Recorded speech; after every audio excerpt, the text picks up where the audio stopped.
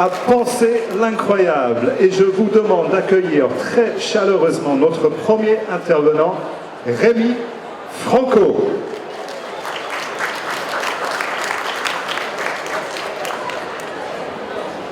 Petit test. Ah, bonsoir à vous.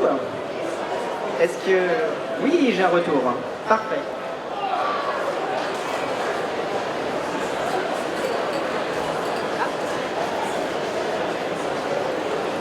Premier accident du direct, ne pas mettre de fumée, sinon ça renverse tout. Première chose. Donc si quelqu'un n'en soit pas là, je prends. Bon. Je vais essayer de commencer tant bien que mal. Les grands béchers sont intacts, les petits non. Tant pis, vous n'aurez pas de retour. Donc bonsoir, je suis Rémi Franco et je suis chimiste au Café des Sciences. Et dont je vais vous parler ce soir, c'est de chimie. Alors, quel rapport avec ce titre, me direz-vous? Eh bien, c'est par hasard, en allant sur les réseaux sociaux, je suis tombé sur cette publicité d'un réseau social, sur un réseau social, qui illustre typiquement à quoi pensent les gens lorsqu'ils parlent d'une réaction chimique. Vous avez deux produits, vous les mélangez, et paf, ça vous donne quelque chose, ça change de couleur, ça fait une effervescence, bref, on voit du changement. Mais autant c'est des choses simples, par exemple, je prends deux liquides incolores, je les mélange, on obtient un changement de couleur. Hop. Mais du coup, certes, les réactions peuvent aller dans un sens, mais est-ce qu'elles peuvent aller dans l'autre sens? Et c'est ça que je vais essayer de parler avec vous. Est-ce qu'on peut jouer avec le temps et avec des phénomènes qui ont l'air un peu magiques et vous parler de chimie avec ceci? Bon, malheureusement, je ne suis pas magicien, donc je vais vous révéler les tours. Normalement, c'est pas bien, mais je vais le faire quand même. À la base de cette expérience, c'est un concept qu'aiment bien les chimistes, c'est-à-dire les acides et les bases. Alors autant on arrive à voir intuitivement ce qu'est un acide, mais c'est pas suffisamment précis pour un chimiste, donc on a essayé de trouver une échelle qu'ils ont appelée le pH. On a mis l'eau au pH 7. Merci. Donc on a mis l'eau à pH 7, et ensuite, plus bas que l'eau, les pH un peu plus faibles, on a les acides, donc vous retrouvez le vinaigre, le citron, etc. Et dans les pH plus hauts, vous retrouvez tout ce qu'on appelle les bases, les détergents, les débouchés-dits, etc. Lorsque vous mélangez un acide et une base, ils vont se neutraliser et vous allez avoir le pH qui va alors se rapprocher de 7. Donc qu'est-ce qui s'est passé dans mon bécher?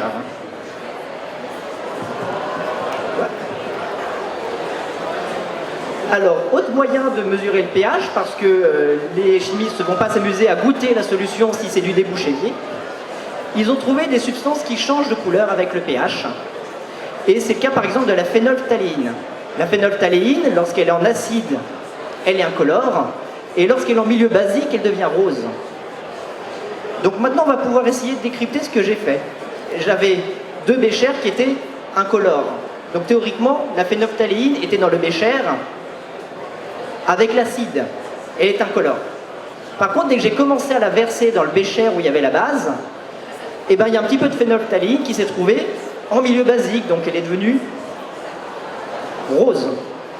Par contre, peu à peu, j'ai continué de rajouter le bécher acide, et donc peu à peu, mon pH est redevenu de plus en plus acide pour finalement la faire redevenir à l'incolore.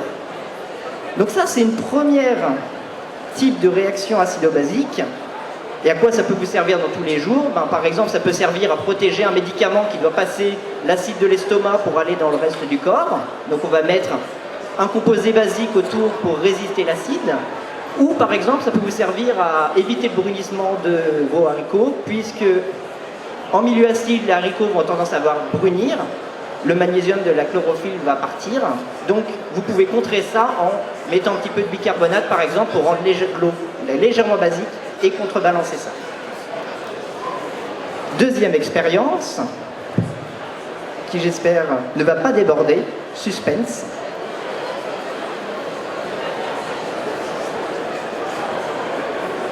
Ça a l'air bon.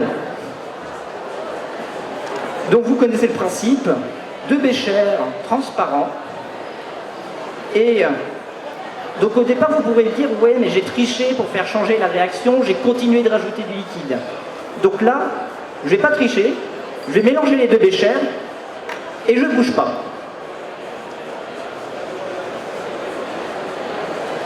Et il ne se passe rien.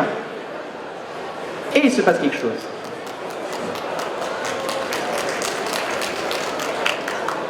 Alors là, c'est déjà un petit peu plus intriguant parce que la plupart des réactions, on a dit, on mélange, ça réagit instantanément.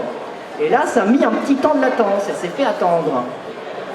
Donc on va essayer de comprendre ça, et il va falloir faire appel à un autre concept qu'aiment bien les chimistes, c'est les oxydants et les réducteurs.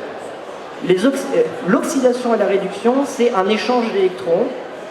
La couleur violette, elle est due à un composé qu'on appelle le diode. Donc avec l'emploi d'amidon que j'avais mis dans mon bécher, le diode apparaît violet. Lorsque vous lui ajoutez des électrons, il va être réduit et devenir des ions iodures qui sont incolores. Donc au départ, ils étaient incolores dans ma solution. Si je lui enlève des électrons, mes ions iodures redeviennent du diode coloré. Alors où est-ce qu'ils vont chercher ces électrons? Ils ne viennent pas là tout seuls, ce sont des composés qui vont le faire. Par exemple, l'oxygénée, c'est un oxydant. Elle va retirer des électrons aux ions iodures pour leur faire former du diode. À l'inverse, si vous mettez par exemple de la vitamine C, qui est un antioxydant, ce qu'un chimiste appelait un réducteur, vous allez apporter des électrons, mes 2 atomes d'iode vont se séparer et donner des ions iodures incolores. Donc dans mon bécher, j'avais de la vitamine C, de l'oxygéné et mes ions iodures qui étaient incolores. Qu'est-ce qui va décider de qui va réagir avec qui? Eh bien, c'est qu'ils n'ont pas exactement la même réactivité. La vitamine C, c'est un excellent réducteur. Donc c'est elle qui va prendre la priorité. Et c'est donc passer à l'incolore, passer du bleu à l'incolore. Donc je peux vous le montrer, je vais remettre un petit peu de vitamine C.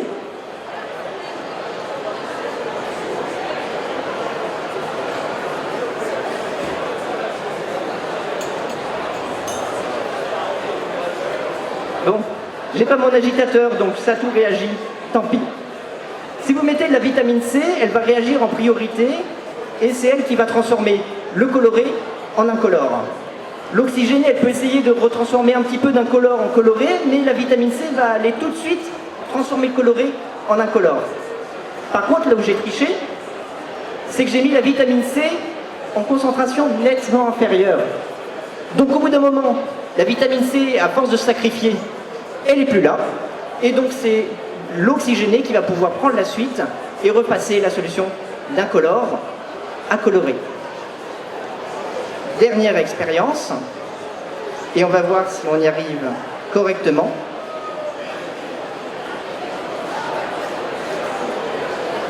Toujours la même chose, des solutions incolores, mais cette fois il y en a 3.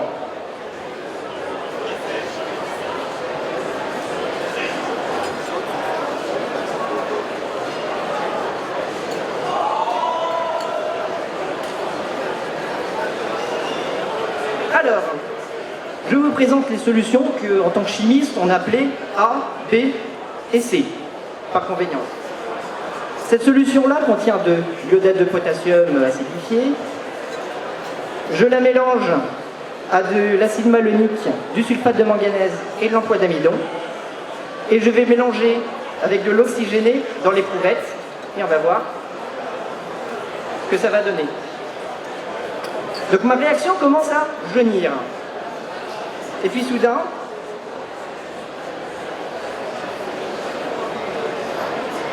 elle devient... Donc maintenant nous sommes au jaune. Et soudain, elle passe au bleu. Donc ça c'est très intéressant, mais c'est l'expérience que tu nous as montrée tout à l'heure. Hein. Elle a été passée de incolore à bleu. Mais si j'attends un petit peu, on remarque sur le bout, hop là, et on repasse à incolore. D'accord? Et on attend et ça redevient bleu. Je vais homogénéiser la solution.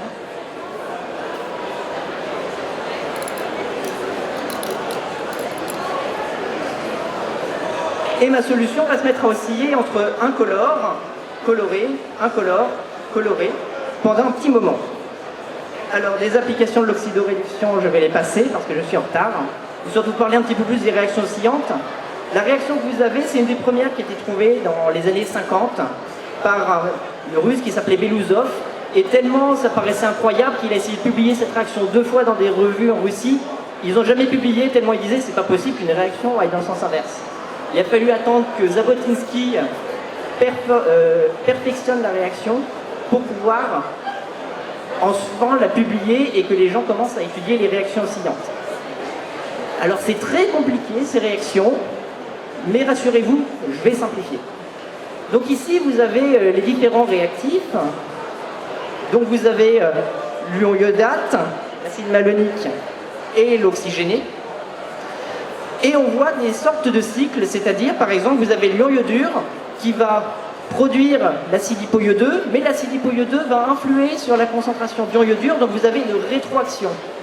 Un petit peu comme vous avez dans un écosystème. Vous avez des lapins et des renards, plus vous avez de renards, moins vous avez de lapins, puisqu'ils les mangent, mais par contre moins vous avez de lapins, moins vous avez de renards, puisqu'ils ont moins de nourriture pour se reproduire. Mais moins vous avez de renards, plus vous avez de lapins, parce qu'ils ont moins de prédateurs, et plus vous avez de lapins, plus vous avez de renards. Et donc vous allez avoir des oscillations des populations, et c'est exactement la même chose qui se produit ici. Vous allez avoir des oscillations de produits chimiques selon les rythmes de production et de séparation. Par contre, au bout d'un moment, ça s'arrête.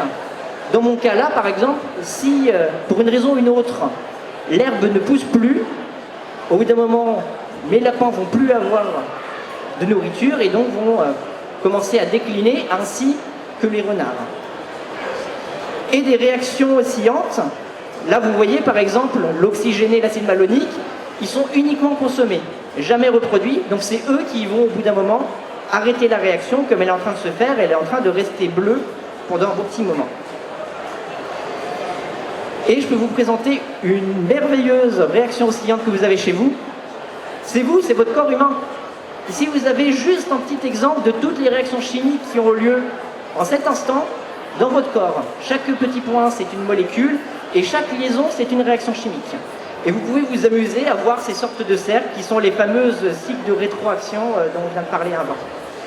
Donc, la chose la plus qui vous permet de faire vivre, etc., ça c'est quelque chose qui me fascine et qui fascine encore plus les chimistes, car ça, ce sont des réactions qui ont des rendements fabuleux, qui vont nous permettre peut-être de faire des médicaments plus précisément, de produire des réactions encore moins énergivores, etc. Donc moi j'adore étudier cette réaction chimique, et finalement la nature, c'est la chose la plus magique qu'on a en chimie. Je vous remercie. Merci d'applaudir Rémi bien fort.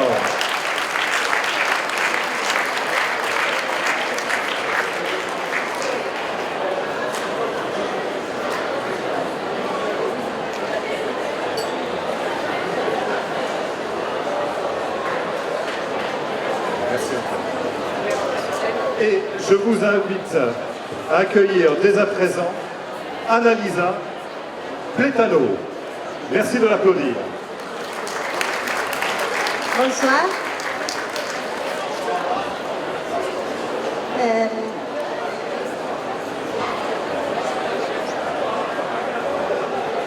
Avec un petit changement de plateau.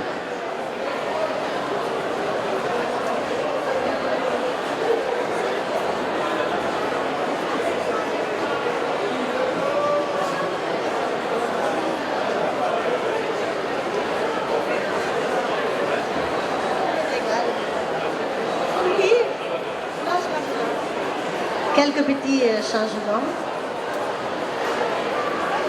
J'espère que Rémi ne m'a pas trop laissé des acides, des produits bizarres.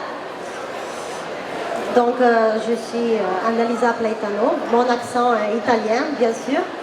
Je suis biologiste de formation, mais je suis comme métier vulgarisatrice scientifique. Donc, un peu journaliste, un peu animatrice, un peu médiatrice. Voilà. Et ce soir, je vais vous parler des plantes. Donc, j'espère que vous voudrez un peu jouer les jeux avec moi, répondre aux questions, lever la main, comme ça se passe mieux ensemble. Alors, commençons par une chose. Voilà. Qu'est-ce que vous voyez dans cette photo? Hein? Un renard. Très bien. Personne ne voit les plantes? Quelqu'un avait répondu plante? Parce que je ne vous vois pas très bien. Levez la main qui a répondu plante. Ah, bravo, bravo. Mais normalement, il y a encore moins de gens qui répondent plantes. Parce que malheureusement, nous sommes habitués à considérer les plantes comme un décor ou comme des êtres un peu inanimés, immobiles ou qui vivent un peu passivement. Et on va voir que c'est pas du tout ça, mais peut-être vous le savez déjà un peu. Et donc, je vous propose de voir ça ensemble avec un jeu de vrai ou faux en 5 questions. Vous êtes partants? Ouais! Alors donc, les plantes peuvent se déplacer. Qui pense que c'est vrai? Lève la main. Ah! Ouh! Déplacer, vraiment? Et qui pense que c'est pas vrai? Ok, donc, voyons ça. Donc, les plantes bougent beaucoup. Toutes les plantes bougent. Disons que vous connaissez peut-être la sensitive, qui est celle à droite. C'est une plante qui, quand on touche les feuilles, les petites feuilloles se replient. Et sinon, en bas à gauche, vous voyez la drosera et la dionée, des plantes carnivores, qui ont les mouvements les plus rapides du monde végétal. Mais, comme vous pouvez les voir à gauche, en haut, toutes les plantes bougent, mais il faut les voir en accéléré.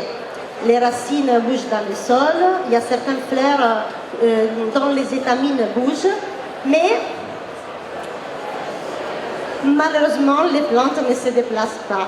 Mais si vous mettez sur Google « arbre qui marche », vous allez sans doute tomber sur les palmiers marcheurs qui habitent au sud de l'Amérique. Et en fait, il a ses racines, vous voyez, à forme de pattes, si on veut. Et grâce à ça, il y a eu ces mythes qui est né sur le fait qu'il se déplacerait. Mais pas du tout. Sauf que les guides touristiques aiment bien entretenir ces mythes. Et donc, c'est dommage, parce que moi aussi, j'aimerais bien des arbres qui se déplacent, mais il faut aller voir chez Tolkien ou chez d'autres auteurs de science-fiction, malheureusement. Autre chose, est-ce que les plantes voient? Qui dit qu'elles voient, qu'elles peuvent voir? Lève la main. Alors, une seule personne, 2, 3, 4, 5. Donc, qui pense que c'est pas possible? Lève la main. Voilà. Ha ha ha. Et en fait, on peut dire qu'elles voient d'une certaine façon. Parce que c'est quoi voir? Voir, c'est percevoir des formes et des couleurs. Or, les plantes perçoivent sûrement certaines couleurs. Par exemple, là, vous voyez le phytochrome. C'est une molécule, c'est un pigment photorécepteur, comme ceux que nous avons dans les yeux. Mais en fait, la plante l'a dans les feuilles, dans les racines même. Donc, c'est phytochrome, parce qu'il y en a d'autres. Celui-ci, il est sensible au rouge foncé et rouge clair. Il fonctionne comme un interrupteur. Il peut être actif ou pas actif, donc allumé éteint, selon s'il y a plus de rouge foncé ou plus de rouge clair. Et ça sert à quoi ça? Ça sert parce qu'il se trouve que les rouges foncés, c'est l'ombre d'un arbre, c'est l'ombre d'une plante. Donc, pouvoir savoir si à côté il y a beaucoup de rouges foncés, ça veut dire qu'il y a des plantes à côté. Et parce que, vous savez, la lumière du soleil est à toutes les couleurs. Mais quand elle traverse une feuille, elle laisse passer seulement des couleurs. La verte, parce que c'est pour ça que les plantes ont les feuilles vertes et qu'on les voit, nous, vertes, et les rouges foncés. Du coup, l'ombre de la plante est rouge foncé. C'est très utile pour une plante, parce que si on repère qu'à côté, il y a une plante concurrente, on se met à pousser plus vite, pour gagner dans cette lutte à l'accès au soleil.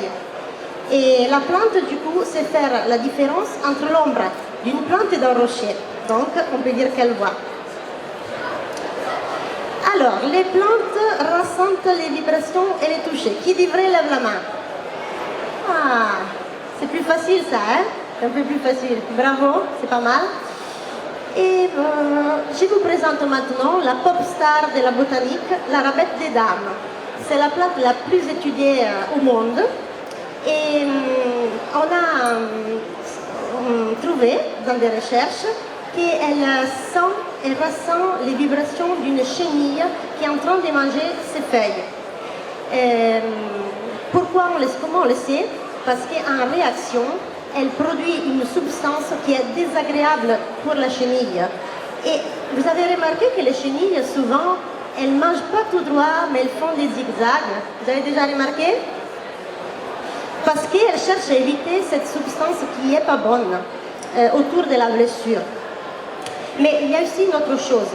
Si on reproduit artificiellement la vibration de la chenille, la plante a la même réaction. Et par contre, si on reproduit la vibration du vent, non, pas du tout, elle ne se fait pas duper. Les plantes entendent les sons. Vrai ou faux? Alors, qui dit vrai? Je ne vois pas bien. Pas beaucoup, mais quelqu'un quand même. Là, ils disent que c'est vrai. Ok. Alors, donc, il y a une étude sur les jeunes plants de maïs qui démontre que les racines poussent dans la direction d'un son grave, très particulier, hein, une fréquence en particulier.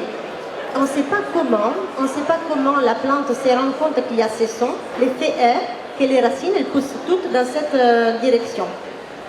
Et pareil, pour les petits pois, on a démontré que les racines poussent dans la direction du bruit de l'eau.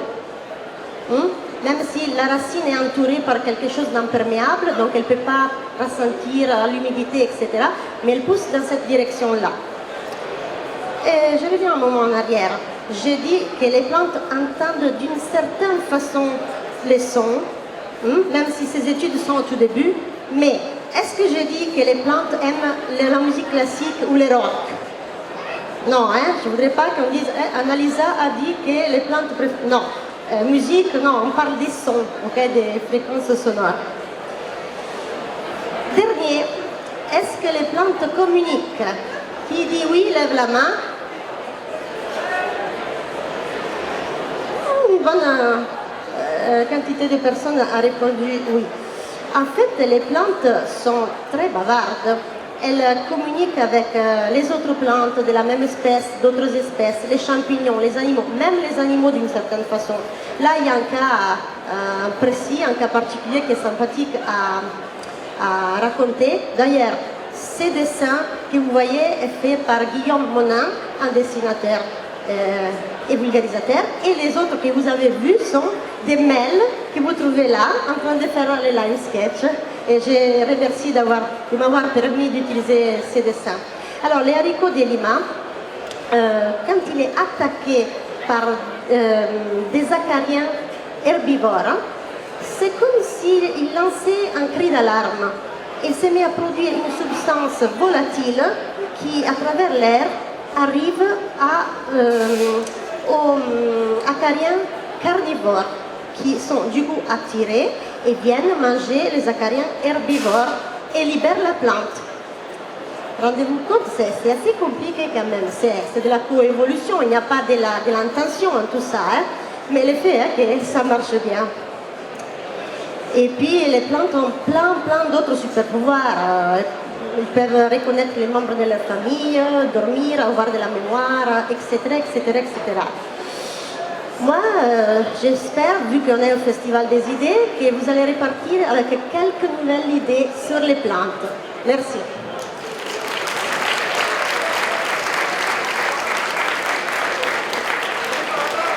Je vous demande d'applaudir encore une fois Annalisa Platano. Merci beaucoup.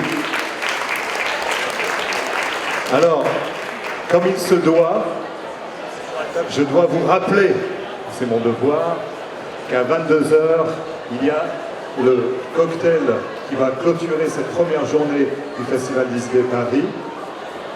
Et ensuite, demain, nous passons à la Belle-Villoise. J'espère que nous allons pouvoir vous retrouver nombreux et nombreuses à la Belle-Villoise demain. Et ce n'est pas fini.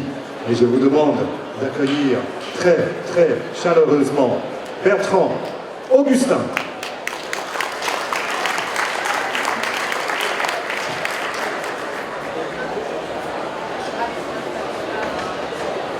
Bonsoir à toutes et à tous. Alors, j'attends mon PowerPoint. Il va s'afficher. Alors, je vous propose de parler maintenant de physique. On a fait la chimie, on a fait la biologie, et maintenant, ça va être de la physique. On va se poser une question toute simple. Comment accélérer la matière à la vitesse de la lumière? Alors, je vous remercie de poser cette question. La réponse est très simple. C'est impossible. Enfin, on va voir ce qu'on peut faire. Et je vous garantis même que dans 10 minutes, on va s'en approcher de très très près. Mais d'abord, à quoi correspond cette vitesse? Elle est de très exactement 299 792 458 mètres par seconde. C'est une limite infranchissable pour n'importe quel objet ou particule dans le vide de notre univers. Bon, pour faire plus simple, je vais vous demander de retenir 1 milliard de kilomètres par heure. C'est quand même moins compliqué. Or, la matière qui nous constitue tous, même Michel Drucker, avec ses protons, neutrons, électrons, a une certaine masse. Et c'est cette masse qui rend cette vitesse non seulement infranchissable, mais surtout inatteignable. La matière ne peut pas aller aussi vite que la lumière dans le vide. En revanche, la lumière, parce qu'elle n'a pas de masse, n'a pas d'autre choix que d'aller à cette vitesse. Alors j'insiste là-dessus, si ce soir je décidais d'un claquement de doigts de vous retirer l'intégralité de votre masse, vous seriez immédiatement, instantanément, éparpillé à la vitesse de la lumière.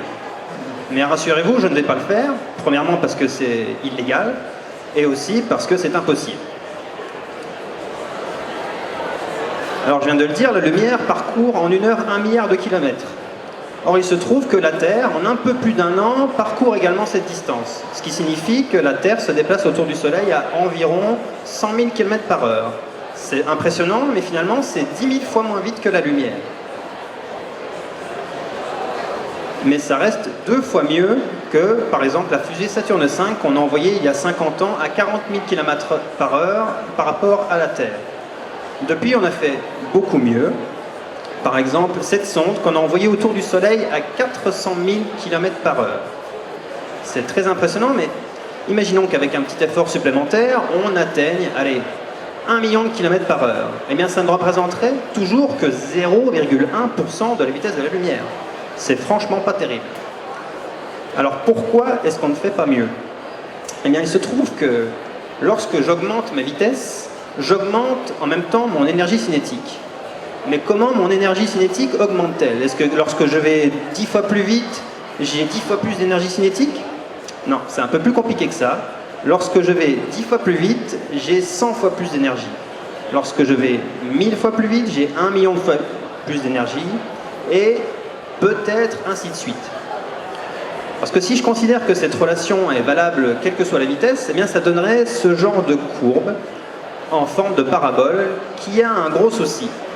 Elle insinue qu'avec une certaine quantité d'énergie, on pourrait atteindre et même dépasser la vitesse de la lumière. Or, ce n'est pas possible. La véritable courbe, c'est celle-ci, qui s'approche de la vitesse de la lumière sans jamais l'atteindre, et on voit que l'énergie, au fur et à mesure que l'on s'approche, tend vers l'infini. Et l'infini, je ne vous le cache pas, les mathématiciens adorent ça, mais en physique, on déteste ça. L'infini, c'est un très gros problème. Alors, oublions la vitesse de la lumière et tentons d'aller uniquement à 99% de celle-ci, avec cette fusée d'environ 3000 tonnes. Quelle serait son énergie cinétique si elle se déplaçait à cette vitesse? Eh bien, elle serait équivalente à l'énergie consommée par l'humanité chaque année multipliée par 3000. Là aussi, je ne vous le cache pas, c'est beaucoup trop. Donc comment faire? Eh bien, on pourrait réduire la masse de cette fusée, puisque l'énergie cinétique ne dépend pas uniquement de la vitesse de l'objet, mais aussi de sa masse. Donc si je réduis la masse, peut-être que j'aurai besoin de moins d'énergie. Donc ok, réduisons la masse par exemple à 1 kg au hasard en prenant ce lapin nain tête de lion d'origine belge d'1 kg. Quelle serait son énergie cinétique s'il se déplaçait à 99% de la vitesse de la lumière? Eh bien là, c'est déjà plus raisonnable, on serait à 1 an de besoin d'énergie de la Norvège. Donc quoi qu'on pense de la Norvège, c'est déjà plus accessible. Mais il y a il y a un gros souci dans mon calcul. Mon calcul est très incomplet, puisque l'énergie de mon lapin nain ne vient pas de nulle part. Pour le propulser à cette vitesse, il faut du kérosène, de l'uranium ou de l'antimatière qui, grâce à la combustion, la fission nucléaire, l'annihilation en matière antimatière, permettrait d'alimenter un moteur de fusée dont le rendement est bien inférieur au 100%. Bref, il nous faut une fusée. Cette fusée a une énorme masse, une masse qui doit elle-même être propulsée et qui va nous empêcher d'atteindre la vitesse de la lumière. Bref, c'est un cercle vicieux, je vous passe les détails, mais c'est impossible.